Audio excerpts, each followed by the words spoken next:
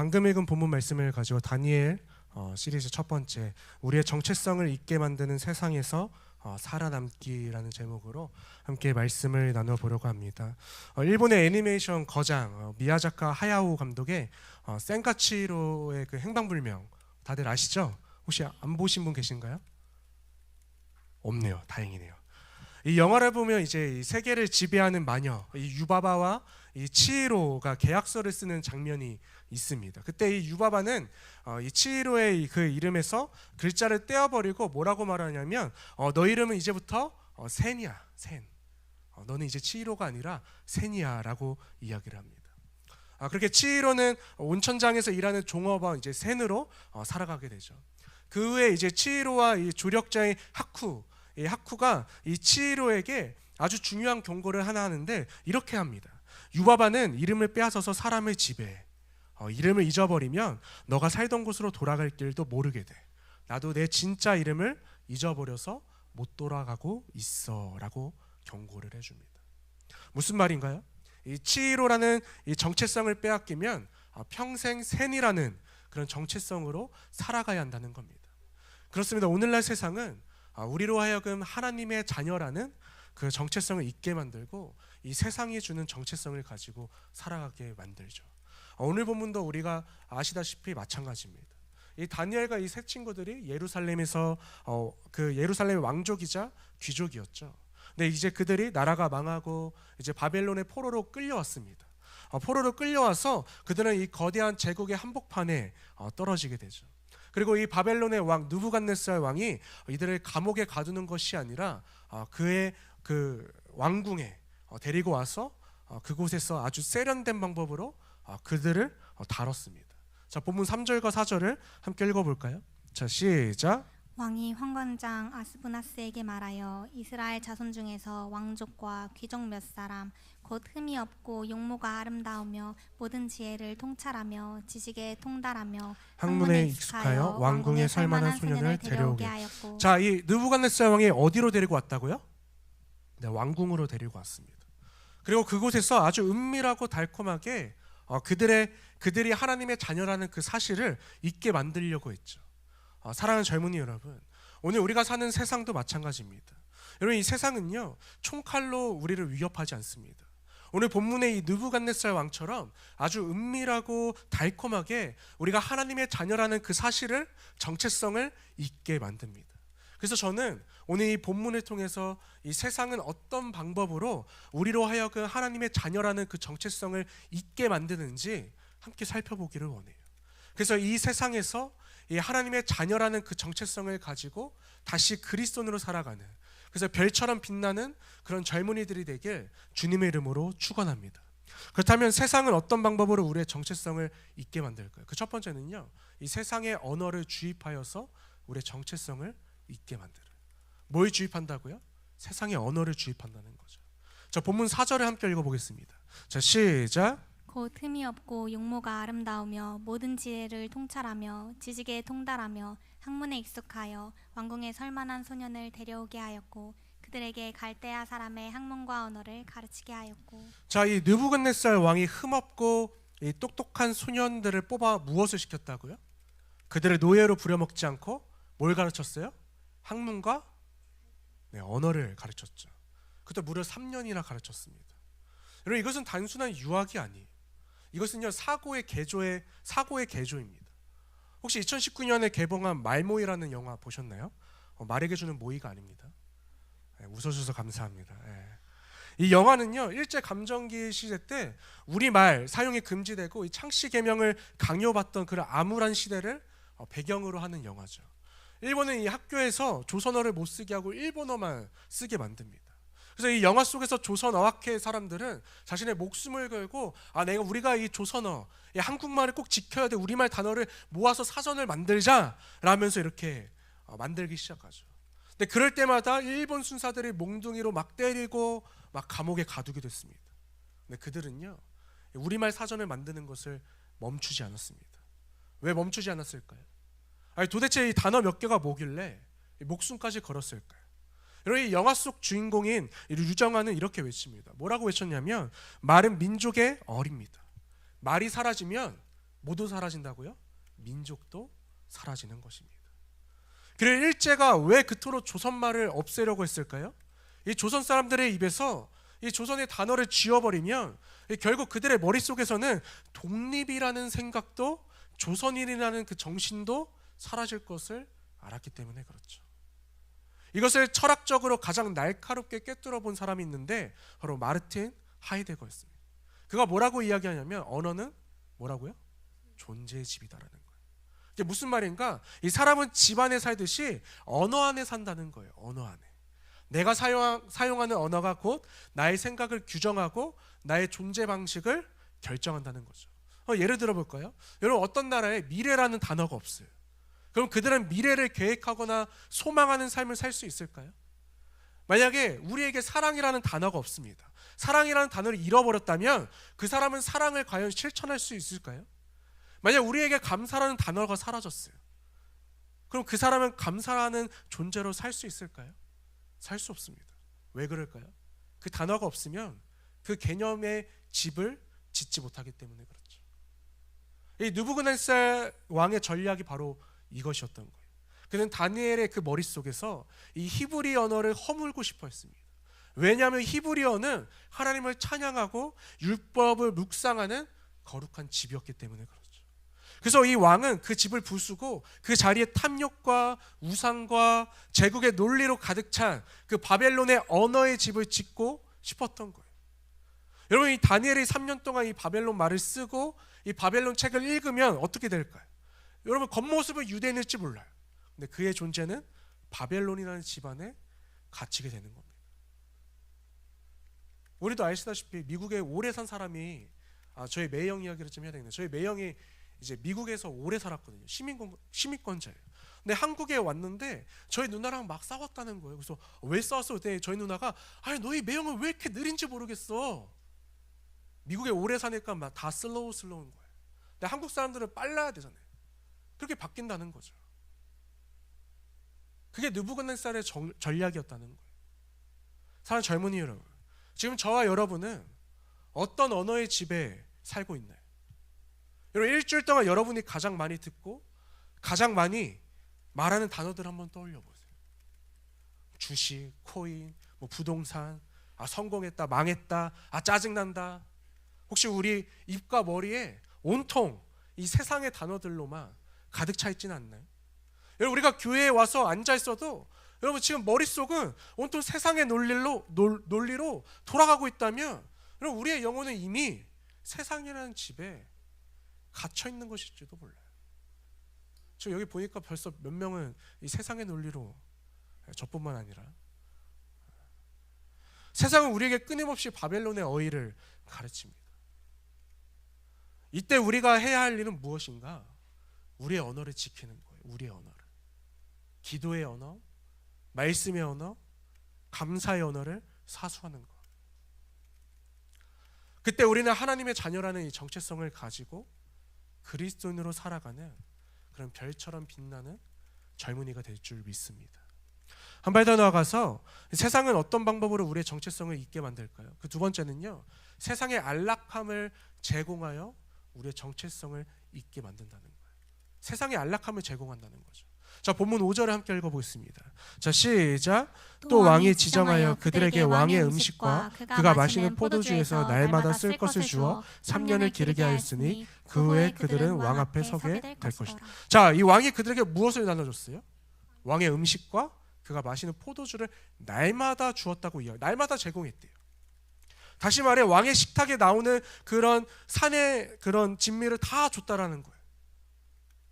여러분 한번 생각해 보세요. 이 대통령이 먹는 이 아침, 점심, 저녁이 매일 우리의 아침, 점심, 저녁으로 나온다면 여러분 어떨까요? 흑백 요리사들이 해주는 그 셰프들이 해주는 요리들이 아침, 점심, 저녁으로 막 나온다면 저는 더 살이 쪘겠죠. 여러분들도 그렇겠죠. 맛있다 하면서 엄청 먹지 않았을까요?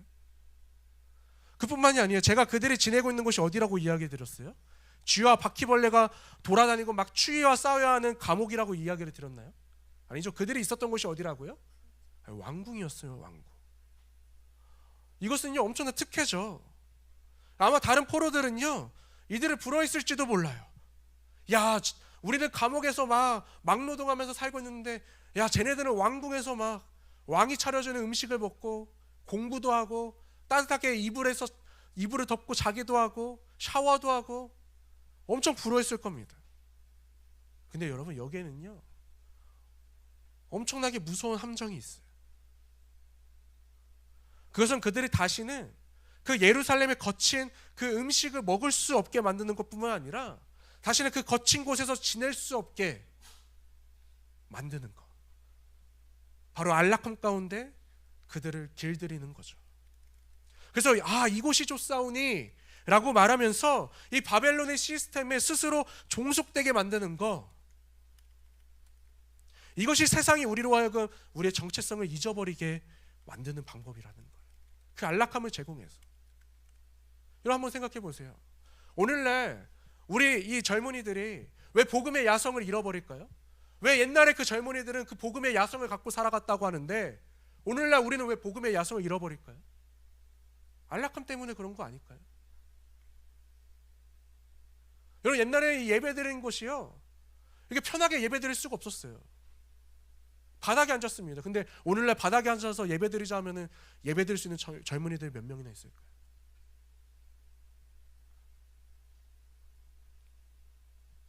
그 안락함이 우리로 하여금 이 복음의 야성을 잃어버리게 만드는 거예요. 여러분, 기독교 고전의 존 번연의 이 철로역전에 보면 이 크리스천과 믿음이가 이 천국으로 가는 길에 허영의 시장에 그 허영의 시장에 있는 마을에 들리게 됩니다. 이 시장은요 1년 365일 내내 화려한 물건, 쾌락, 명예, 이 승진을 파는 곳이었어요.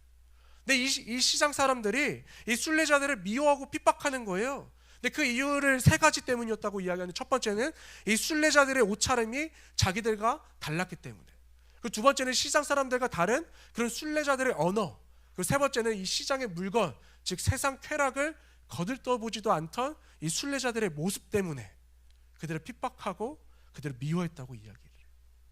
그래서 그들이 순례자들에게 아니 왜 이런 화려한 물건들, 여러분들에게 안락함을 제공하는 물건들을 거들떠보지도 않냐고 물어봤을 때 이 순례자들이 뭐라고 대답하냐면 우리는 진리를 사고 싶습니다 라고 대답을 해요. 그래요, 이 다니엘에게 주어진 왕의 진미는요 바로 이 허영의 시장에서 파는 최고급 상품이었어요. 세상은 이것을 우리에게 공짜로 주는 척하죠. 야, 이거 먹어. 야, 그냥 즐겨. 야, 굳이 신앙 지키겠다고 튀지 마. 야, 남들도 다 이렇게 타협하면서 살아가는데 야, 너희들은 타협하면 안 돼? 타협해도 돼. 뭐 그렇게 어렵게 살아가려고 그래. 뭐 그렇게 힘들게 살아가려고 그래. 야, 즐겨, 안락하게. 그렇게 이야기한다고요. 왜 그럴까요? 왜 그렇게 이야기할까요? 이 달콤한 이 속삭임에 넘어가 버리면 그리스도인이라는 정체성을 잊어버리기 때문에, 더 이상 이 순례의 길을 걸어갈 수 없기 때문에, 천국을 향해 나아가는 그 야성은 사라진 채, 우리가 누구인지도 잊어버린 채 세상 사람들과 별반 다르지 않게 살아가기 때문에. 사랑하는 젊은이 여러분, 오늘날 우리로 하여금 하나님의 자녀라는 이 정체성을 잊어버리게 만드는 것이 바로 이 안락함이에요. 편안함입니다. 요즘 얼마나 편해요. 성경책 들고 다닐 필요도 없어요. 자막도 다 띄워주잖아요. 적당히 타협하면 직장에서 승진할 수 있어. 아유, 주일 성수 좀 빠지면 야, 더 좋은 스펙 쌓을 수 있어. 더 돈 벌 수 있어. 그냥 남들처럼 즐기며 살아. 왜 너만 유별나게 굴어?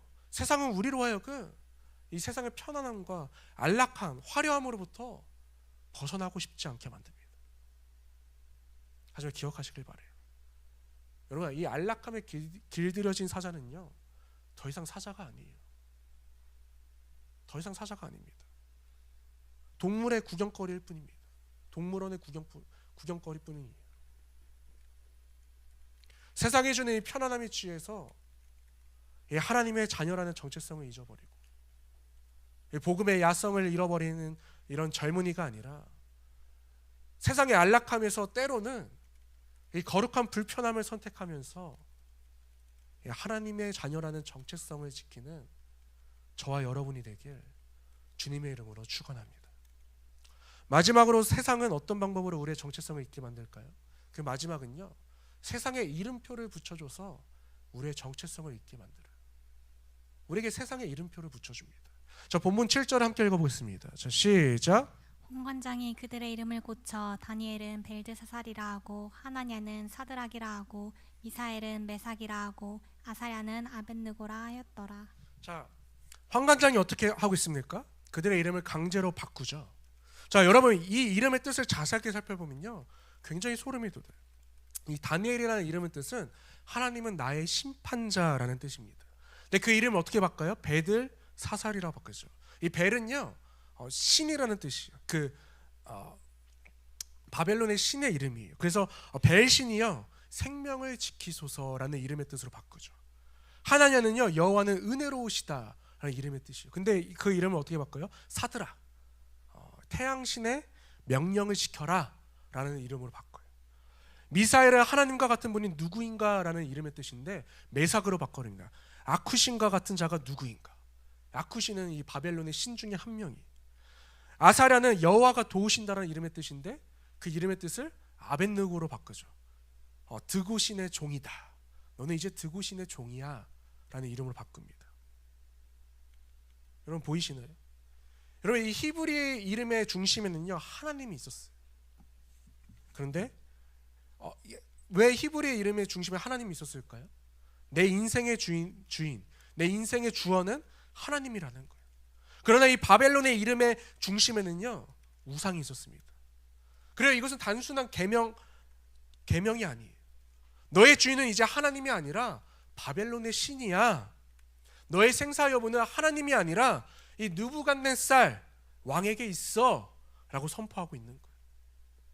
그런데 오늘날 세상도 우리에게 똑같은 방식으로 우리에게 세상의 이름표를 붙여준다는 것을 아시나요?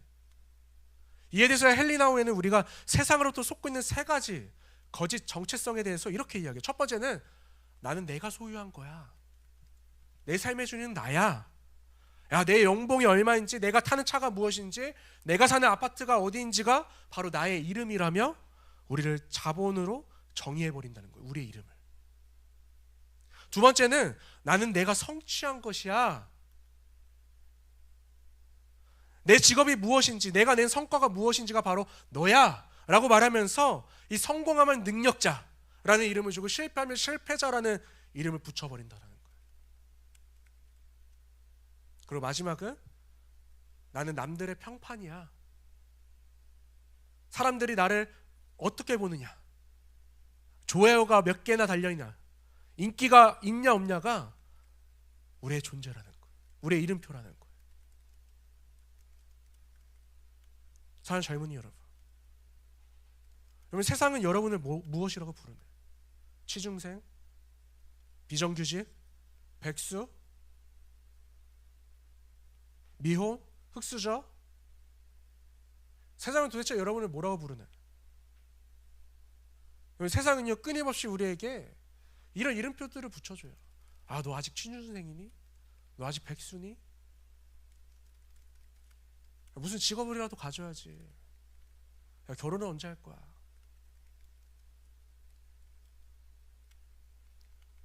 그런 이름표를 우리에게 붙여준다고. 그리고 어느새 그 이름표가 우리는 나인 줄 알고 살아가죠. 나 아직도 취준생이구나. 나 아직도 백수구나. 야, 난 남들에게 어떻게 평가받을까? 야, 난 좋아요가 몇 개 달렸지?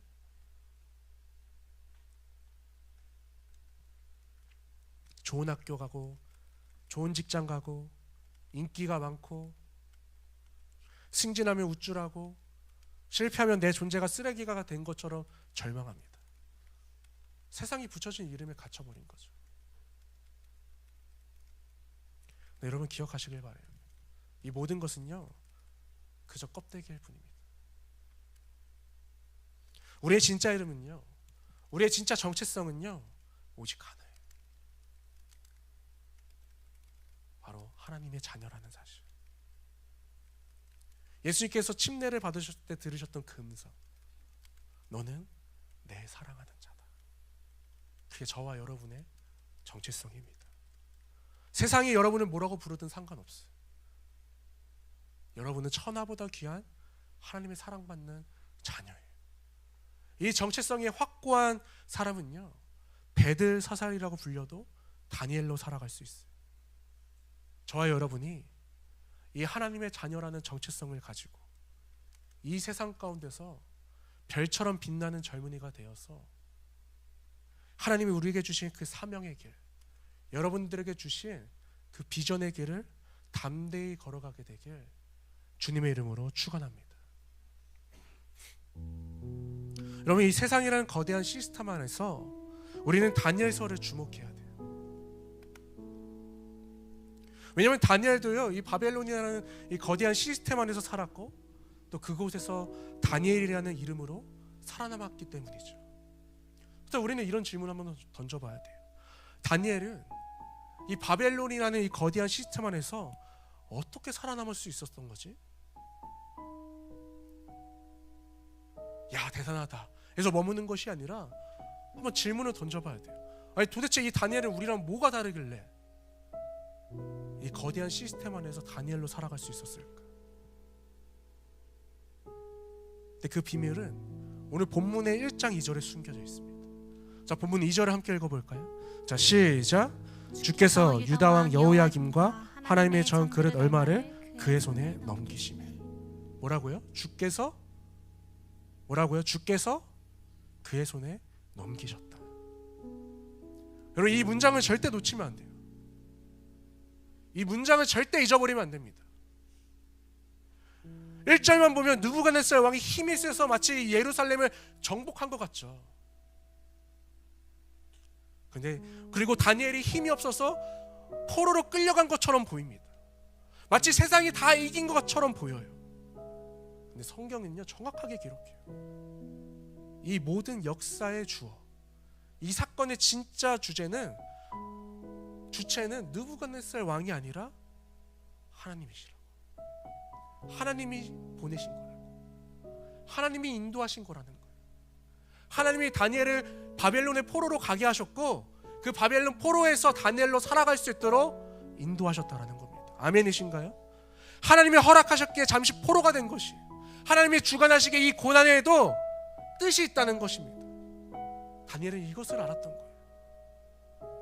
그래서 비록 내 이름이 베드사살로 불리고 있지만 내 인생을 쥐고 있는 분은 저 바벨론 왕이 아니라 하나님이시구나, 여호와 하나님이시구나, 이 믿음이 있었기에 그는 뜻을 정할 수 있었던 거라고요. 사랑하는 젊은이 여러분, 우리 이 시간 한번 눈을 감아볼까요? 여러분, 직장에서, 학교에서, 세상 속에서 때로는 내 이름이 지어지는 것 같고 내가 작아지는 것 같을 때가 있을 겁니다. 저도 있거든요. 저도 한없이 작아질 때가 얼마나 많은지 몰라요.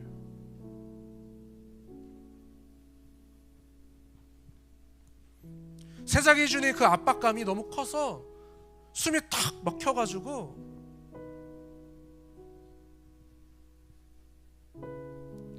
두려움에 떨 때가 얼마나 많은지 모릅니다. 그러나 두려워하지 마시길 바랍니다. 세상이 아무리 저와 여러분들로 하여금 하나님의 자녀라는 이 정체성을 잊어버리게 만들고 지우려고 해도요, 내 역사에, 우리의 삶의 역사의 주어는 세상이 아니라 하나님이시기 때문에 그래요. 세상은 여러분을 생가치히로의 그 행방불명에 나오는 그 장면처럼 샌이라고 부를지 몰라요. 베드사살이라고 부를지 모릅니다. 하지만 여러분, 그 이름표 뒤에 숨겨진 진짜 이름, 하나님의 자녀됨을 기억하시길 바랍니다. 세상의 언어가 아닌 그리스도인의 언어로, 세상의 안락함이 아니라 거룩한 야성으로 이 어두운 세상 속에서 별처럼 빛나며 살아남는 저와 여러분들이 되길 주님의 이름으로 축원합니다. 우리 이 시간 시선이라는 이 찬양을 부르면서 우리의 시선을 세상의 스펙과 그 라벨, 이름표에서 거두어 진짜 역사의 주관자이신 그 하나님께 고정하길 원한다고 우리 함께 이 찬양을 부르며 기도로 나아갔으면 좋겠습니다. 내게로부터 눈을 들어 주를 보기 시작할 때 주의 일을 보겠네. 내 작은 마음 돌이키서 하늘에 꿈꾸게 하네. 주님을 볼 때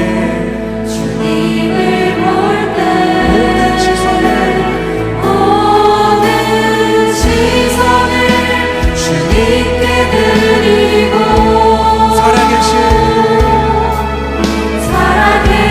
하나님의 내 삶은 주의 역사가 되고 내 삶은 주의 역사가 되고 하나님이 일하기 시작하네. 손 들고 다시 한번 찬양하기 원합니다.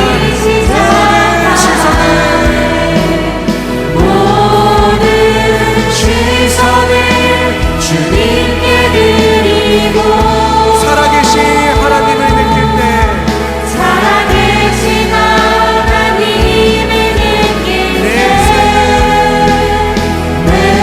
삶은 주의 역사가 되고 우리 마지막으로 한 번 더 고백하기 원합니다. 일하기 모든 시선을 주님께 향하기 원합니다.